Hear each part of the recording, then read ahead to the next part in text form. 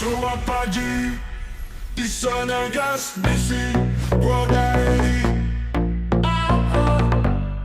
gas bro. Alright, pasar deg-degan, semua nunggu keputusan. Red Cat turun, Bitcoin siap tunjukkan kekuatan. FOMC bukan sekedar rapat biasa, tapi momen yang bisa tentuin arah sejarah kripto dunia. Halo guys, balik lagi di channel Yusanagas. Hari ini kita akan bahas event paling panas FOMC dan Red Cat the Fed. Bitcoin lagi konsolidasi yaitu di area 16.000, 17.000 area-area sini ya. Area-area menunggu keputusan the Fed Red Cat. Dan Ethereum masih juga di sekitaran 4.500 ya dolar. Dan di Twitter hari ini, mungkin dari seminggu terakhir ini lagi rame banget ngomongin soal Powell. Jadi pastiin lo nonton sampai habis karena gue bakal kupas semua, mulai dari harga, tren, analisis teknikal, data on-chain, sampai sentimen global dan juga hype yang lagi rame di X. Oke, kita mulai dari kondisi pasar terkini ya guys ya. Kalau kita lihat Bitcoin hari ini naik ya sekitar 1,2%-an ya dalam 24 jam terakhir. Dan mantap di area 17.000, 16.000 daerah situ lah ya. Ethereum juga naik tipis 0,9-an, sekitar 4.500 dolar. Kita lihat total market kripto total sekarang ini di 4,16 triliun dolar ya. Atau naik 1,1%. Dan dominasi Bitcoin sekarang di 56,1%. Ini jelas tunjukin pasar yang lagi heavy atau lagi kuat ke Bitcoin. Sementara altcoin lagi ketahan.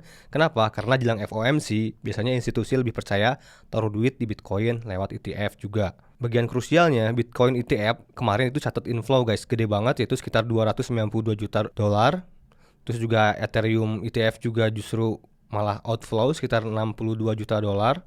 Kalau kita zoom seminggu ke belakang, spot Bitcoin ETF di Amerika Serikat itu udah serap dana sekitar 2,3 miliar dolar. Sekarang kita ke highlight utamanya, yaitu pasar global lagi nunggu keputusan The Fed ya. Konsensusnya Red Cat 25 BPS. Dari 4,5%, prediksinya 4,25%. Efeknya pasti langsung membuat USD melemah. Dan emas udah melonjak ya ke rekor baru. Seperti yang gua posting kemarin di X ya. Emas mencetak all time high atau harga tertinggi baru. Rekor ya di 3.700 dolar per oz ya. Sempat mencapai 3.700-an. Untuk saham kemarin agak sideways karena masih menunggu statement dovish atau hawkish dari Powell nanti. Nah, buat kripto ini jelas bullish. Kenapa? Karena saat cost capital turun, duit gede biasanya lari ke aset dengan potensi yield tinggi. Dan di 2025 itu berarti Bitcoin dan ETF-nya juga. Nah, sekarang kita masuk ke chart ya, atau technical analysis dari Bitcoin.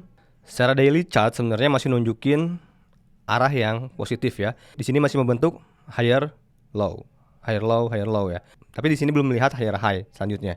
Yang kita nantikan higher high selanjutnya untuk kepastian bullish.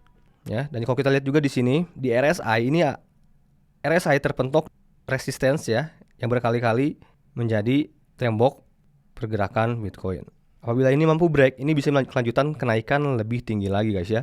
Bahkan kalau kita lihat berarti bisa menembus resistance di 117.000 dolar, ini bisa lanjut ke area 118.000 atau bahkan ke 122 sampai 123.000. Ya, apabila mampu break dari sini dan juga break dari resistance ini setelah keputusan The Fed nanti.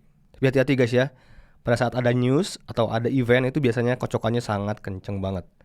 Nah, kalau kita lihat support terkuat sekarang ini berada di area 110.000 ini atau 111.000, ini masih area-area support terkuatnya. Jadi apabila tidak mampu breakout dari resistance ini bisa terjadi penolakan dan terjadi konsolidasi di area sini dan bahkan menuju ke area support kembali guys ya. Dan perlu diperhatikan apabila support ini tidak mampu ditahan juga akan lanjut ke support selanjutnya. Nah, kalau kita lihat menggunakan EMA kesayangan kita pada time frame daily ini sebenarnya ada perlu kekhawatiran guys ya. Lihat kalau kita lihat di sini. Terjadi dead cross. Tapi kalau kita lihat ke time frame 4 jam sebenarnya masih dalam pembentukan pergerakan yang sehat ya guys ya, masih di atas kedua EMA ini. Tapi kalian perlu perhatikan apabila terjadi di sini dead cross juga, dan kalau kita lihat di sini di RSI ini terjadi bearish divergence ya pada time frame 4 jam atau time frame pendek. Ini ya mengindikasikan ada potensi koreksi dulu. Jadi bisa ke area 114.000 atau bahkan ke 111.000. Dan nanti atau besok ya.